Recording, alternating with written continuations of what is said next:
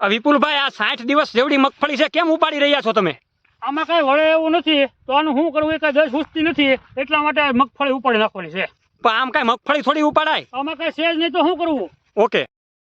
જય ખેડૂત પુત્ર. વાલા ખેડૂત પુત્રો, ઘણા બધા ખેડૂત મિત્રોએ મગફળીનું વાવેતર પુષ્કળ પ્રમાણમાં કરેલું છે અને મગફળીમાં ઘણા બધા પ્રોબ્લેમ આવે છે. કુદરતી આફતના કારણે ખેડૂત મિત્રો અત્યારે મુશ્કેલીમાં પડી ગયા છે અને ઘણા બધા એવા પ્રકારના ખેડૂતો છે કે જેને વીઘાના વીઘા, એકરના એકર ફેલ થઈ ગયા છે અને જે ઓરવેલી મગફળી વાવી હતી એમાં વરસાદ વધારે પડવાને કારણે એ મગફળી ફેલ થઈ ગઈ છે, મગફળી પીળી પડી ગઈ છે, સુકાઈ ગઈ છે. હવે એ ખેડૂતોને એવી ચિંતા થાય છે કે હવે આમાં શું વાવવું. આમાં જે મોંઘું દાટ 2800 થી લઈને 3000 રૂપિયાનું મણ બિયારણ લીધું હોય તો એનું શું, અને બીજી દવા ખાતરનો આમાં ખર્ચો કર્યો હોય, એ તમામ આ જગતના સાથે આપણે વાર્તાલાપ કરવાની છે. એની અત્યારે મગફળી ખેડૂતો જોઈ શકો છો. આમાં ખેડૂતોની માઠી દશા થઈ છે, તમે જોઈ શકો છો. એક પણ પ્રકારનો છોડવો નથી, મૂળ તંતુનો કઈ વિકાસ નથી થયો. માત્ર ને માત્ર કુદરતી આફતના કારણે છે. આ માત્ર અત્યારે આપણે જે બેલ્ટમાં આવ્યા છે એ એક ખેડૂતનો પ્રશ્ન નથી, પણ ગુજરાતના ઘણા બધા ખેડૂતોના આવા પ્રશ્નો છે.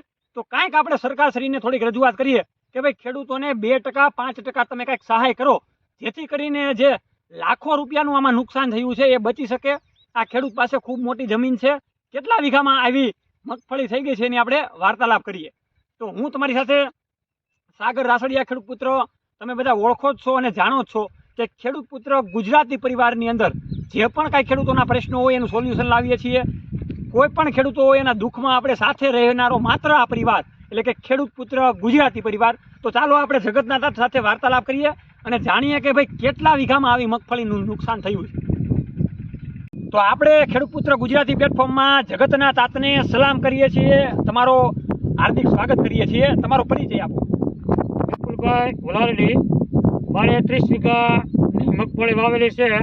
10 પાસે 7 દિવસની મગફળી થઈ છે. ઓકે.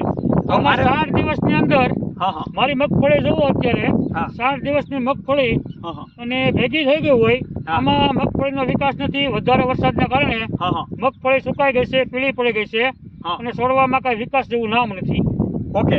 હવે ખેડૂતોને આપણે બતાવીએ. ખેડૂતો, હું તમને થોડાક છોડવા, તમે આગળ જોયું હશે કે આ ખેડૂત શા માટે મગફળી ઉપાડતા હતા લીલે લીલી, એ તમે જોયું હશે. હું તમને બતાવવાની કોશિશ કરીશ. આટલો બધો મેં પાથરો ઉપાડ્યો છે અને તમે જોઈ શકો છો. અને આપણે ઉપરલા લેવલના લોકોને પણ કહેવા માંગીએ છીએ, આ ખેડૂતની દશા છે, તમે જોઈ શકો છો. અત્યારે વલારડી ગામ એટલે કે બાબરા તાલુકાનું ગામ અને અમરેલી જિલ્લો, એના વિપુલભાઈ તમને ખેડૂત જણાવી રહ્યા છે.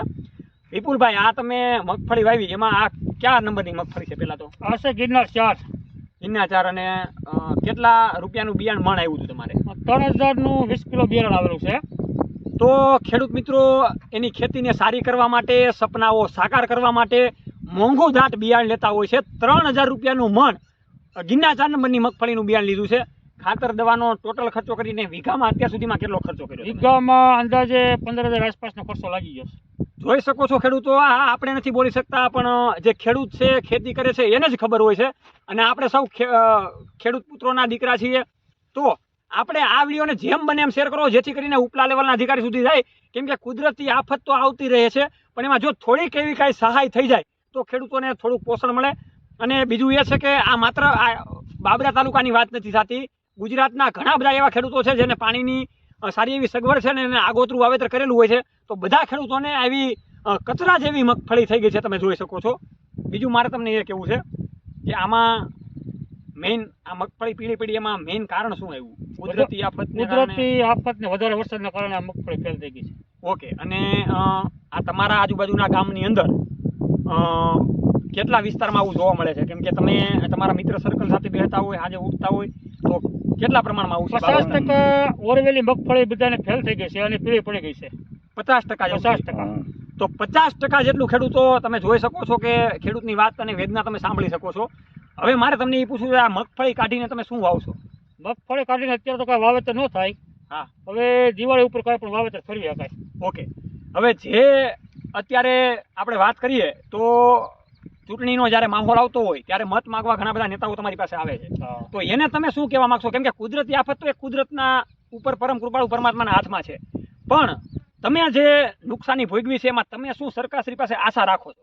અમે તો નેતાઓને એમ કહેવા માંગીએ છીએ કે સરકારને રજૂઆત કરે અને ખેડૂતોને વળતર આપે, એ જ અમારી માંગ છે. કદાચ તમને વધારે વળતર ના આપી શકે પણ થોડુંક તમને બિયારણના જેટલા પૈસા આપી દે તો પણ તમને ફાયદો થાય એવું છે. ફાયદો થાય. તો આવું હજારો લાખો ખેડૂત મિત્રોના વિચારોનું કહેવું છે.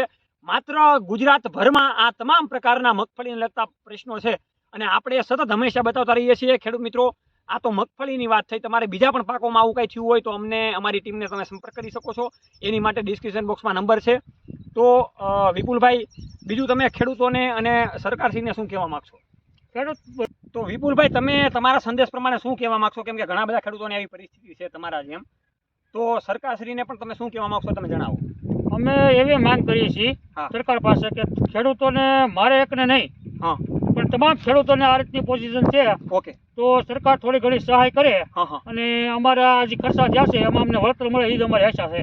તો ખેડૂતો પણ આ કહી રહ્યા છે તો થોડુંક કાંઈક ઉપલા અધિકારીના લેવલ સુધી આ વિડીયો પહોંચે અને થોડુંક આ વળતર આપવામાં આવે. કેમ કે આપણે ગણીએ તો આખી દુનિયાને જમાડનારો માત્ર ને માત્ર આ જગતનો તાત છે, દુનિયાનો સ્ટાર છે, એને આપણે ખેડૂતો કહીએ છીએ. એની વારે અત્યારે કોઈ આવતું નથી અને કુદરતી આફતના કારણે ઘણી બધી મુશ્કેલીઓ થાય છે. તો એના આ સપનાનું જે વાવેતર કરેલું હોય એની ઉપર પાણી ફરી વળી જાય છે. અને માત્ર ખેડૂત એક એવો વ્યક્તિ છે, બીજું કોઈ પણ આપણે કંપની આપતા હોય કે કોઈ પણ ધંધો કરતા હોય તો એમાં આપણને સામે કાંઈક નફો થોડોક દેખાતો હોય છે, મંદી હોય તોય નફો દેખાતો હોય છે. પણ આમાં ખેડૂતોને એવું છે કે નાખી દીધું પછી 3-4 મહિના મહેનત કરે, જો આવે તોય ભલે, ન આવે તોય ભલે. તો એવી રીતના તમે જોઈ શકો છો. અને આ મગફળીનું જે તમે કચરો થઈ ગયો છે એ તમે જોઈ શકો છો.